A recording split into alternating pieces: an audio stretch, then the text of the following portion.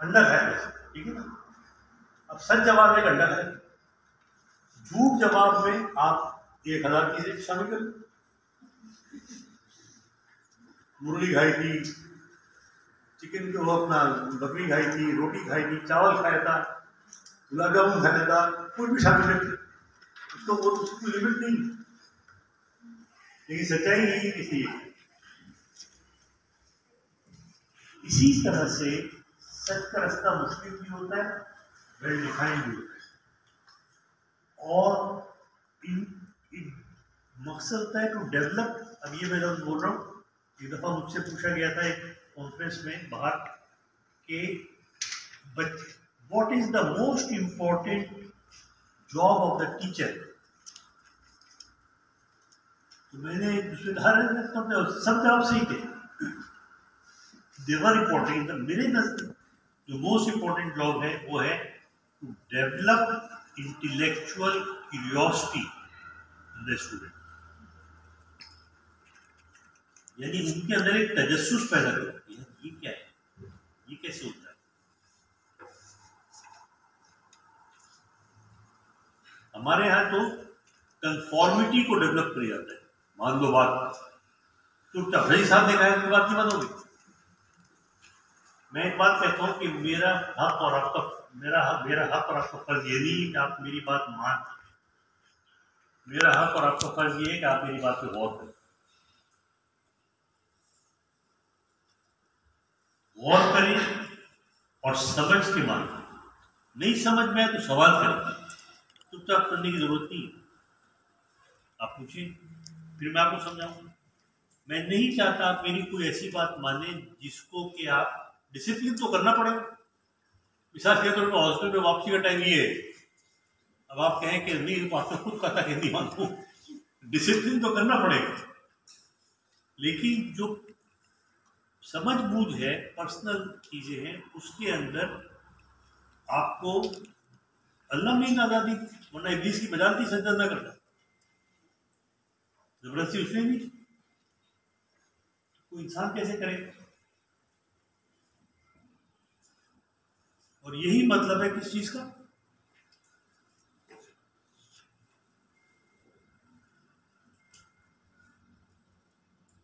अब मौलवी साहब किसी और तरह बताते हैं, मैं इस तरह बताता हूं कि ला इलाहा इल्लल्लाह का यही मतलब।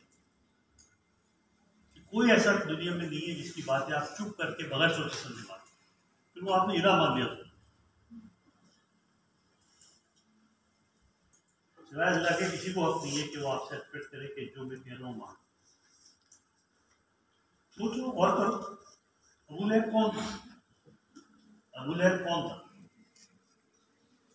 है? अब आइंदा से ये वाली सीट खाई इसी चीज से हरी की बैठा हूँ। अबू लहब कौन था, अच्छा आदमी ना बुरा था, अच्छा कौन है, कुरान में उसी के नाम पर तब्बत यदा अबू लहब के हाथ टूटे, अल्लाह कहते उसको। तो उर्दू का सगर इस्लाम, जब रसूलुल्लाह की जब हदीस ने आके बताया कि अब्दुल्ला की बीवी के यहाँ बेटा पैदा हो, उसको उस हदीस को खुशी से आज़ाद कर आज से तुम्हारा, लेकिन फिर उसकी फितरत, उसकी तबीयत ने गलबा पाया, और जब हुजूर ने ऐलान नबूवत किया तो अज़ाब पड़ गया। सबसे ज़्यादा मुखातब उसकी हुजूर ने जबरदस्ती दी की, जबरदस्ती करते काटे नहीं, अल्लाह से दो मांगते वहीं पर जाता नहीं, जबरदस्ती नहीं होती बेटा, कंसेंट होता है। That brings me to the first principle of medical ethics, it's called autonomy. हर इंसान को अपने बारे में फैसला करने का हक है। ऐसा हक नहीं है कि वो आप माशरे को खराब करें, जिसको कहते हैं ना कि मेरा वो एक आदमी हाथ लाता जाता है कि नहीं नाक पे जाके हाथ लगा, तो यार देख के चलो क्या करें, मैंने आज़ाद बोल के मेरी वर्दी पे जैसे चल, उसने कहा तुम्हारी आज़ादी वहाँ खत्म होती है जहाँ से मेरी नाक शुरू होती है।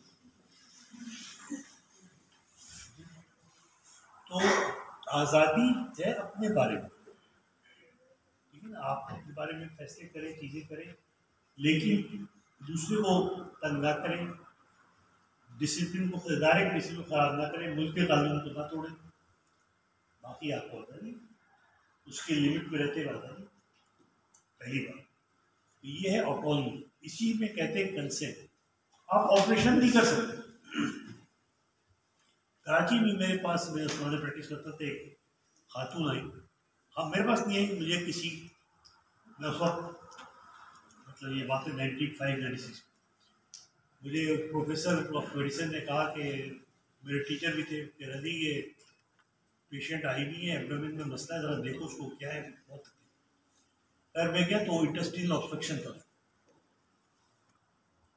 तो सऊदी अरब से आई थी, कहती मैं जहाज में चढ़ती मुझे उल्टियाँ शुरू हो गई, पेट में दर्द शुरू हो गया, अभी तक है, ये है वो।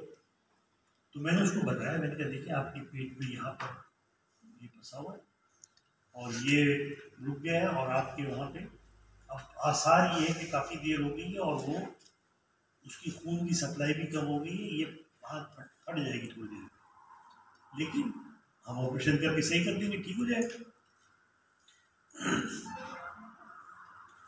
उसने ना, मेरी तो ये माँ की तरह मेरी बाजी जो ये कही थी, वो खातून जो थी, बाजी जो थी, उनको कोई मेंटल प्रॉब्लम थी। मैंने उनको बहुत समझाया, उन्होंने ऑपरेशन के बगैर सीखे, ऑपरेशन में कभी नहीं करूँगा। तो मैंने कहा आपकी बहन जो है मर जाएगी अगर आप ऑपरेशन करें।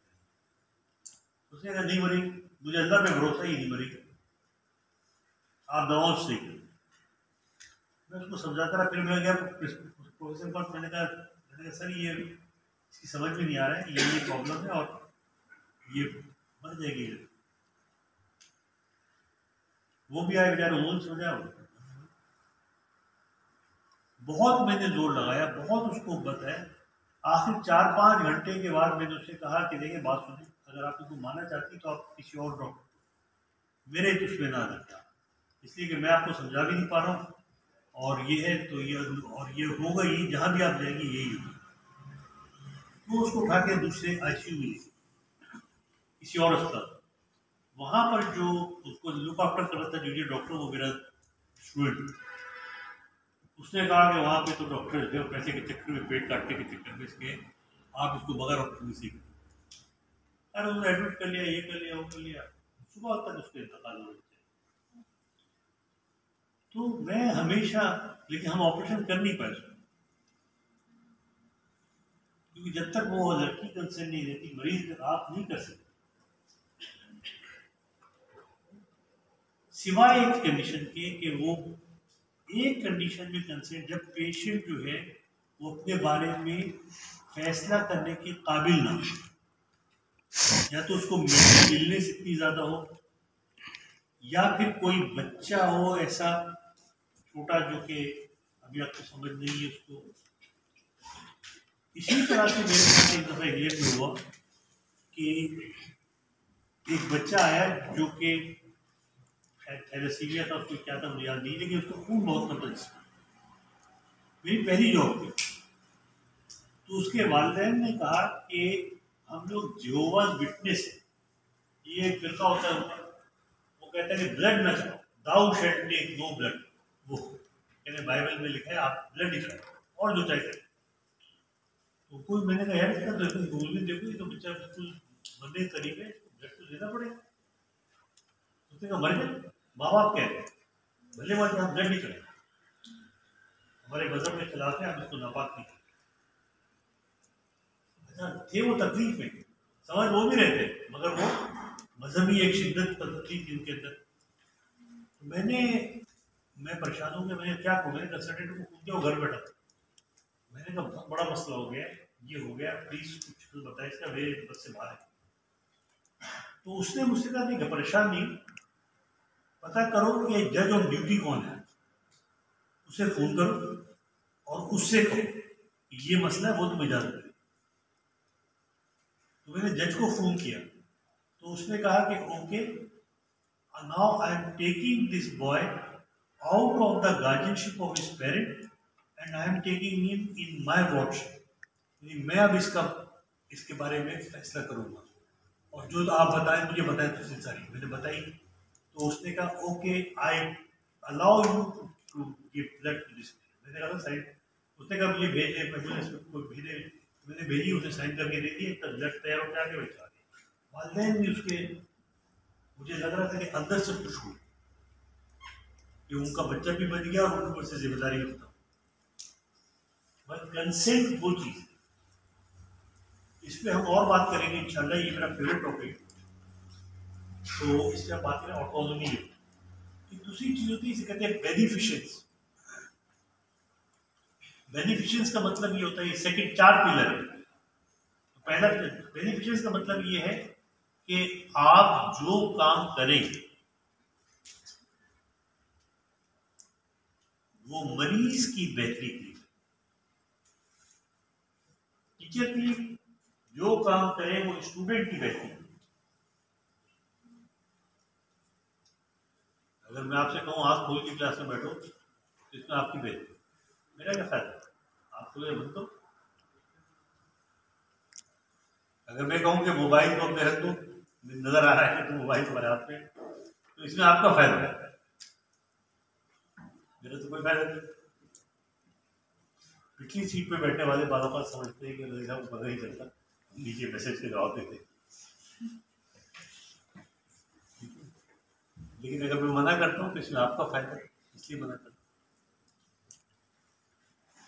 जो भी काम मैं करूँ, मैं कहूँ कि भाई गाइटेंस पढ़ो फिजियोलॉजी में, आपने बड़ी किताब, इतनी मुश्किल किताब में कहाँ से पढ़ूँ, ये छोटी वाली फिजियोलॉजी है ना, इतनी सी रट लेता हूँ।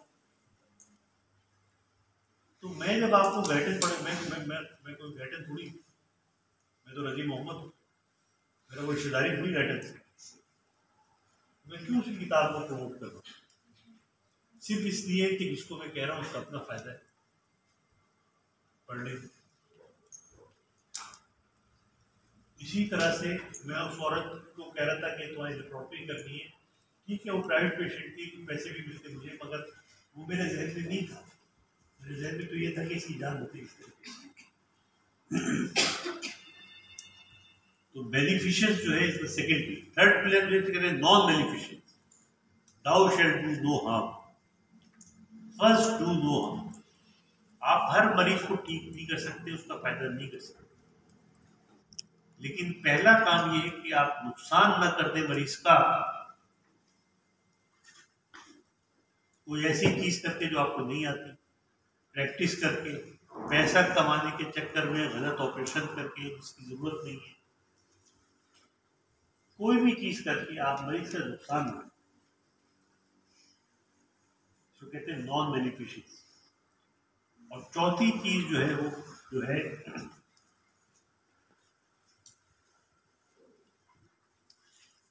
इनमें जो है ना, ये चीजें जान के मुझे मैंने रट ली, चाह ये अंदर उतरनी चाहिए। अंदर कैसे उतारे? अब आप बैठे हुए यहाँ पर, आप क्या मैं इसको उधर कैसे उतारूं? मैंने सुन तो ली, रट ली, याद तो कर ली,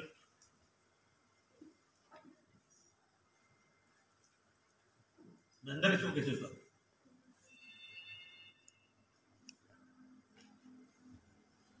उसके तरीका ये है कि आप डेली लाइफ अपनी माजी को सोचें, अपने माजी को सोचें। ये 4 है। नंबर 1 कौन सा है?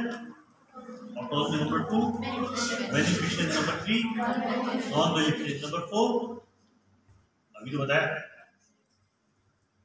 मैं नहीं बताया। नंबर 4 वैसे है जस्टिस। जस्टिस नहीं होता है, वैसा जस्टिस, क्या आप इंसाफ करें। किसके इंसाफ करें? पेशेंट से करें, स्टूडेंट से करें, घर वालों से करें, फादर से करें, मदर से करें, पड़ोसी से करें, टीचर से करें, सबसे साथ, इदारे से करें। क्या समझे? आसान नहीं है ये अंदर उतारना। बैठे बैठे कोई ऐसा काम कर लेते हैं जिसमें हमारा कोई इंसान, हमारे खासतौर पर हमारे माशरे की फितरत ये है कि हम देखते हैं कि हमारा नुकसान, मिसाल का तो मैं एक मिसाल देता हूँ, गर्लदोस्ती की मिसाल। एक दिन मुझे पता चला कि गैर गर्लदोस्ती में राउंड किया मैंने, तो मालूम हुआ चूल्हे जल रहे थे सब, सब चूल्हे जल रहे थे। मैंने कहा चूल्हे भी जल रहे, वो पका रहे हैं क्या क्या? मालूम हुआ कि यार वो माचिस ला के वो जलाना पड़ता है, चूल्हा में जलते ही छोड़ देते हैं। गैस जो है उसका बेड़ा गर्क, और मुल्क में वैसी गैस की कमी है, फिर कॉलेज को गैस का बिल देना पड़ता है, उसकी परवाह नहीं, लेकिन माचिस की एक इस्तेमाल करने से बचाने के लिए हम ये करते हैं। अब वो शख्स जो है जो ये सोच रखता हो वो मरीज से क्या इंसाफ करे,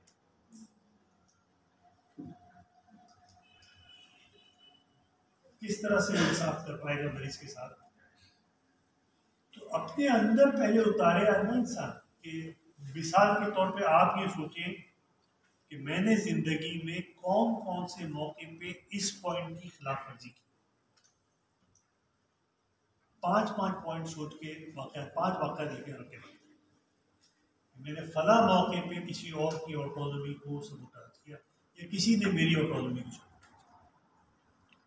मैंने किस मौके पे बेनिफिशियंस को इग्नोर किया किसी के, मैंने किस मौके पे नॉन बेनिफिशियंस को, मैंने किस मौके पे जस्टिस दी।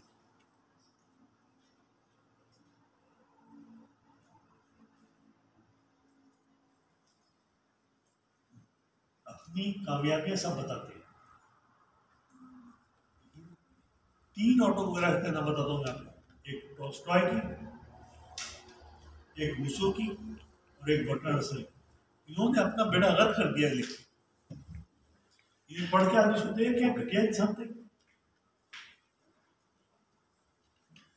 रूसो ने लिखा है, Rousseau is one of the, मतलब बहुत बड़ा नाम फलसफे की दुनिया। उसने लिखा है कि जब मैं छोटा था, गरीब था, कहीं मुलाजमत करता था, वहां पर मैंने एक चीज चुरा ली, और जब उसकी भूख शुरू हुई और मुझे लगा कि मैं पकड़ा जाऊंगा, तो मैंने एक और लड़की वहां काम की थी उसके साथ, तो उसके लिए, और जो आज तक किसी को नहीं पता चला, मगर मैं आज बता रहा हूँ मैंने। इस तरह के और भी वाक़या हैं।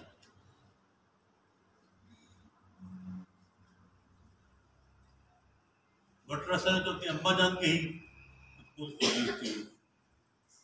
मतलब ये कि वो मैं बता रहा हूँ। अब होता क्या है कि जब मैं कह रहा हूँ ना अपना लिखो, अपनी खामी, इस्तग़फ़ार क्या होता है? क्यों इतना है कि इस्तग़फ़ार को इसलिए कि जब आदमी अपनी गलतियों को तस्लीम करता है तो वो आगे जाके बेनिफिशियंस और नॉन बेनिफिशियंस में डूब जाता है, जस्टिस में चला जाता है।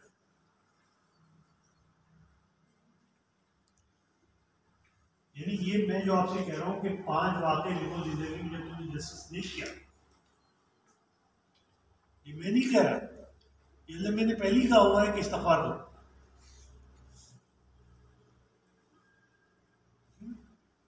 अब क्या ये क्या हुआ कि ये दो चीज़ों को हमने मिलाया।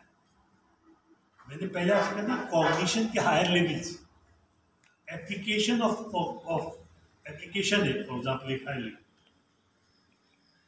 चीज़ों को अप्लाई करना अपनी लाइफ के ऊपर। अरे यार हमने इस्तग़फ़ार तो अस्तग़फिरुल्लाह रब्बी व अतूबु इलैह तो पढ़ते रहते थे, इसके ये पता नहीं चलता कि मेडिकल में से क्या ताल्लुक। तो ये चीज़ें जो है जब आप अप्लाई करते अपने ऊपर, ये चारों प्रिंसिपल जब आप अप्लाई करेंगे अपनी लाइफ में, तो मुझे क्या पता तुमने क्या गलती की, कब इनजस्टिस की, तो यार मैंने उस दिन अपनी अम्मी को ये कहा था, ये बहुत नाइंसाफी की बात थी, मुझे नहीं कहना। ये ना आपने इस्तग़फ़ार भी कर लिया, अल्लाह मुझे माफ़ करे, अम्मी से ही माफ़ी मांगो, और आपने इनजस्टिस को भी एक जस्टिस में अपने अंदर बयान किया, समझा बेहतर तरीके से, और अब ये आपके अंदर जितना था उससे थोड़ा सा ज़्यादा उतर गया, और आप रट्टा माने कि justice is one of the 4 pillar of, कोई फर्क नहीं पड़ेगा, एग्जाम पास हो जाएगा, जिंदगी में फेल हो।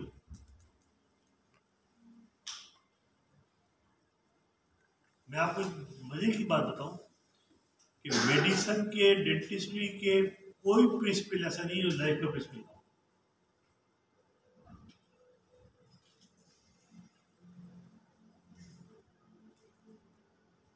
और मेडिकल एजुकेशन में एक बहुत बड़ी चीज होती है, उसको हम क्या कहते हैं? उसको कहते हैं रिफ्लेक्शन। क्या कहते हैं? आवाज आ रही है मेरे पीछे? Reflective learning. जैसे मैंने पढ़ाया, आपने कहा अरे ये तो वही बात कर दी सर ने जो मेरे साथ उस दिन हुआ था, उस दिन ये हुआ था, ये हुआ था, ये हुआ। आपने क्या, मुझे क्या पता ये आपके साथ क्या हुआ?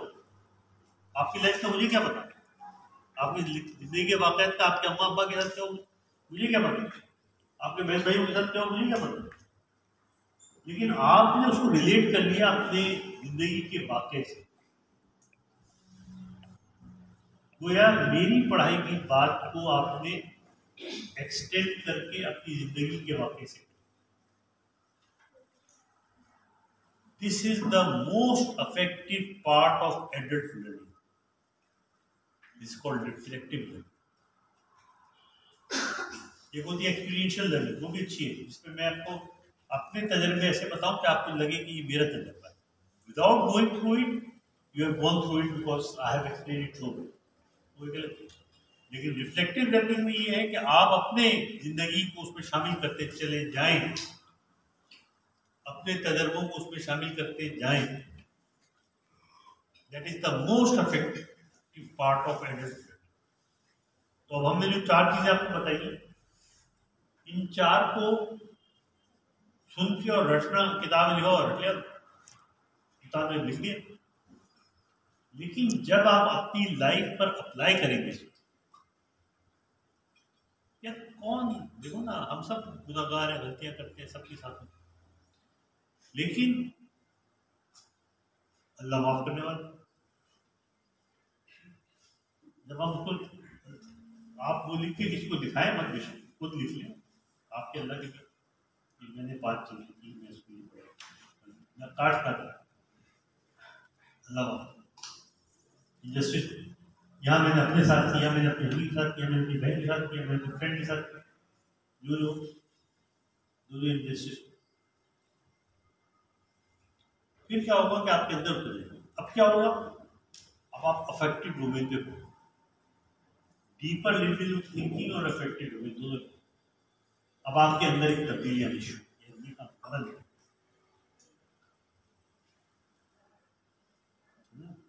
तो ये जो अगर जीएमसी ने लिखा है कि सबसे पहले जो है इफेक्टिव डोमेन चेंज करो, वो आपका होना शुरू। हम तो नहीं कर सकते, लेकिन हम आपको रास्ता दिखा सकते हैं, हम आपको तरीके बता सकते हैं, आप करें। ठीक है, अटेंडेंस कर दिया कागज।